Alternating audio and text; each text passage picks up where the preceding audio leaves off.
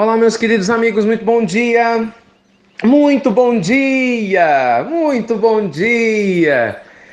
Graças a Deus, estamos juntos de novo, começando mais uma pílula do nosso amado Evangelho de hoje, dia 1º de fevereiro de 2017, quarta-feira. Coisa boa, né, gente? Mais uma oportunidade maravilhosa a gente poder viver com consciência, né, com o nosso coração em paz, ou trabalhar para que isso aconteça nesse momento presente, aproveitar cada minuto da nossa existência conectado ao nosso bom Deus. Pois é, né? Todos os dias a gente tem a chance de trabalhar isso, né? De treinar a nossa mente, se preparar, a gente se conectar com a energia do amor e colocá-la em cada passo da nossa jornada. Antes de falar do nosso tema de hoje, eu queria agradecer muito a Casa de Bezerra de Menezes, na cidade de Itaguara. Foi a minha primeira vez lá ontem, foi maravilhoso, né? Nossos amigos muito queridos, carinhosos, especiais. E é uma alegria muito grande, né? Ver o alcance da nossa pílula do Evangelho e, mais do que isso, o alcance sempre do Evangelho de Jesus, do Evangelho que Deus envia à Terra, do Evangelho que os mestres espirituais de todos os tempos têm feito um trabalho lindo para propagar. E ver, né, que as nossas mentes e almas, nessa época tão importante da humanidade, se abrem de uma maneira ainda mais profunda, né, para a busca da paz interior. Isso é muito legal, né? Muito, muito significativo mesmo. Então, obrigado, viu? A vocês, amigos aí da cidade de Itaguara e da Casa de Bezerra, né? Muita luz e paz ao coração de cada um de vocês. Meus amigos, eu queria continuar falando sobre o tema de ontem, sobre a paz interior, sobre a lei do menor esforço, sobre viver pelo fluxo. Eu sei que esse assunto para muitas pessoas é um pouco estranho, porque a gente está tão acostumado, não é? A ouvir falar, sem esforço você não tem nada na vida. No pain, no gain. É até um ditado que existe, né, americano. Se você não tem dor, você não tem ganho. Olha que crença limitante. Nós temos que dar um duro danado. Se você não der um duro danado, meu filho, você nunca vai ser ninguém na vida. E a gente ouve isso desde criança, eu mesmo ouvia e assim por diante. O grande problema, meus amigos, é que a gente confunde um pouco os conceitos, né? A gente acredita muitas vezes que esse duro danado é um esforço doído, difícil, complicado.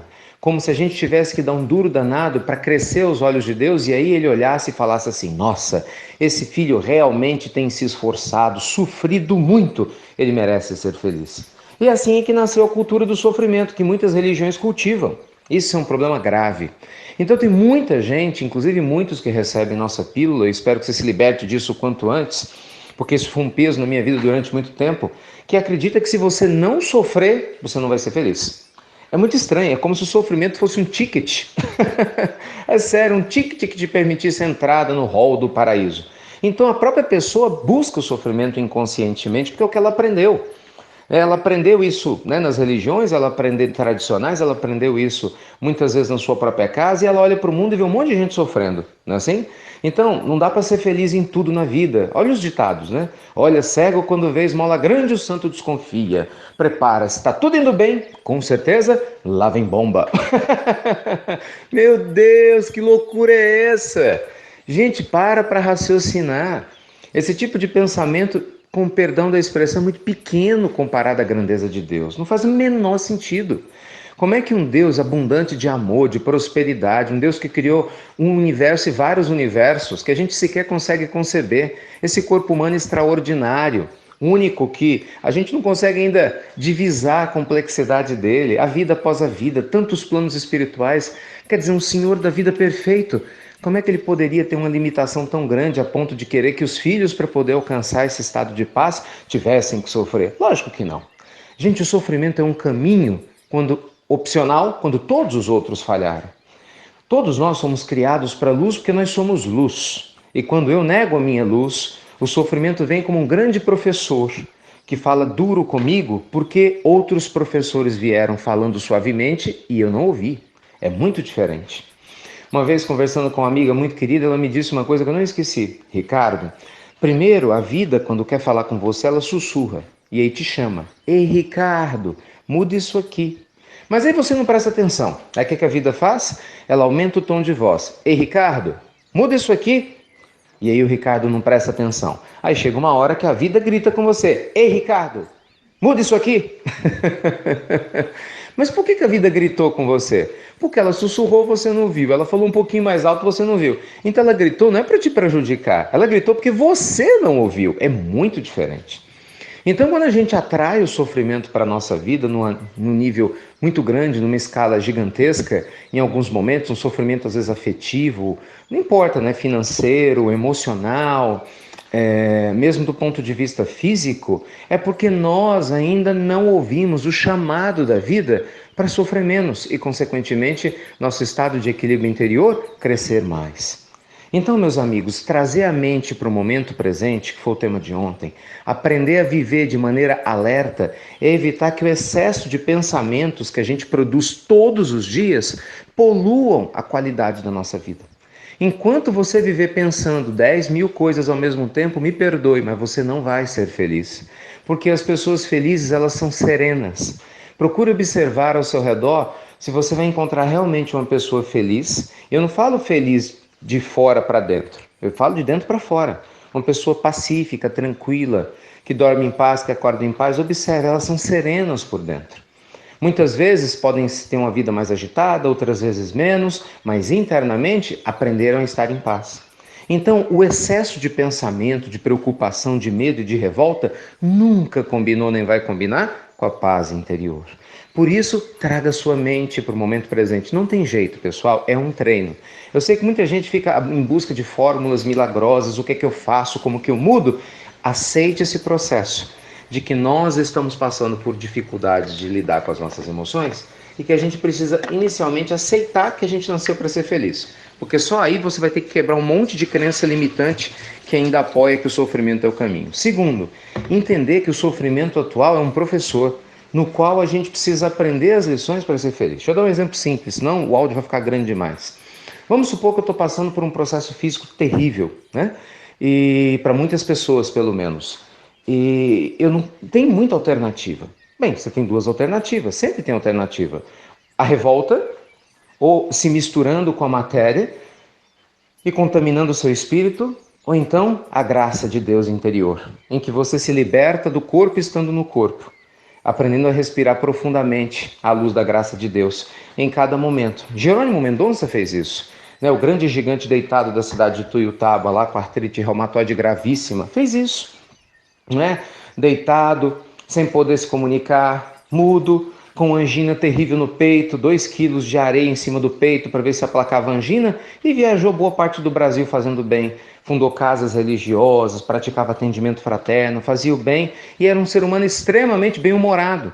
Bem-humorado, imagina, não enxergava, não caminhava, não falava, não falava direito, né? Porque tinha muitas vezes dores, falava com muita dificuldade, mas foi uma pessoa que transcendeu as dores da matéria. Por quê? Porque ele se libertou desse sofrimento momentâneo, mesmo estando dentro fisicamente dele, porque libertou a mente. Quando a mente fica em paz, quando você para de julgar, de pensar, tudo fica muito mais simples. Então, eu vou voltar naquele exercício de ontem, porque não adianta eu passar exercícios novos se você sequer praticou de ontem, porque a ansiedade de terminar a pílula e voltar para o seu dia a dia fez com que você não prestasse talvez atenção. Então, vamos voltar? Eu sei como funciona isso muito bem, né? Eu também era assim. Então, vamos lá de novo. Todas as vezes que você for beber água, dê 3 goles na água. Não beba água de uma vez só. Parece uma coisa tola, não se engane. Você vai começar a educar. Como a gente bebe água várias vezes por dia, obrigatoriamente, cada momento que você parar para beber água, se você prestar atenção em cada gole d'água, isso vai refrear a agitação da sua mente daquele momento. Se você treinar isso, vai fazer uma diferença grande na sua vida. Só tem um jeito de você saber, meus amigos, você tem que treinar. Um outro exercício que eu sugeri ontem foi o quê? Durante os passos. Na hora que você estiver caminhando, procure caminhar com consciência em cada passo que você está dando. Eu sei que no início talvez pareça estranho, porque as pessoas ansiosas querem, automatizar tudo, mas tem que ter calma.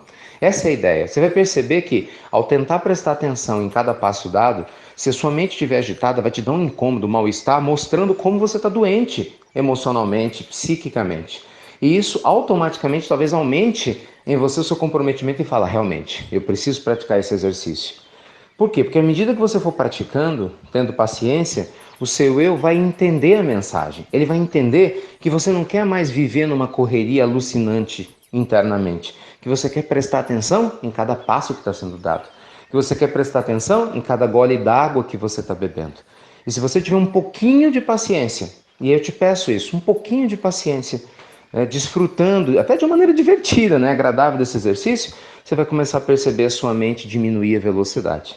Porque quando a nossa mente diminui a velocidade, a gente começa a enxergar melhor o nosso eu sagrado, o nosso eu interior. Né? Com a mente agitada é difícil, a mente perturbada é difícil enxergar quem realmente nós somos.